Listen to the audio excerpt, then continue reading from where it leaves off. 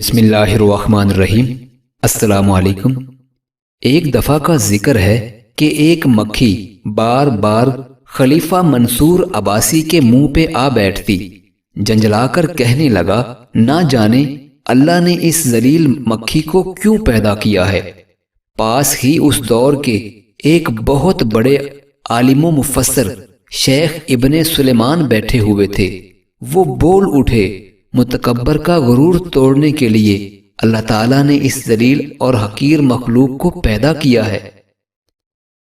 ایک رات کو چور حضرت جنید بغدادی رحمہ اللہ و تعالی کے حجرے میں جا گھسا۔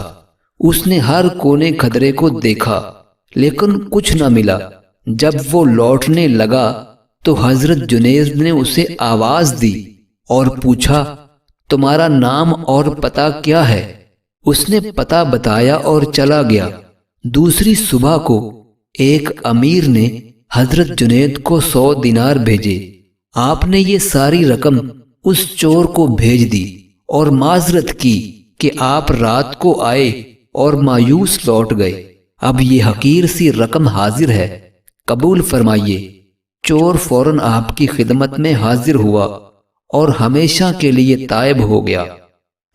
ایک مرتبہ حضرت امام ابو حنیفہ رحمہ اللہ و تعالی ایک جنازے میں شامل ہوئے۔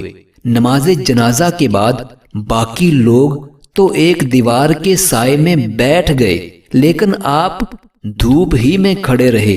کسی نے آواز دی کہ سائے میں آ جائیے۔ فرمایا کہ اس دیوار کا مالک میرا مقروض ہے، اگر میں اس دیوار سے فائدہ اٹھاؤں تو اللہ کی نظر میں یہ سود شمار ہوگا۔ امام ابو حنیفہ رحمہ اللہ و تعالی نے ایک آدمی کو دیکھا کہ کیچڑ میں تیز چل رہا ہے۔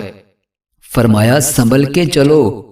کہنے لگا، اے امام، اگر میں پھسل گیا تو تنہا گروں گا، اور اگر آپ پھسلے تو ایک دنیا پھسل جائے گی۔ اس لیے احتیاط آپ کو کرنی چاہیے، نہ کہ مجھے۔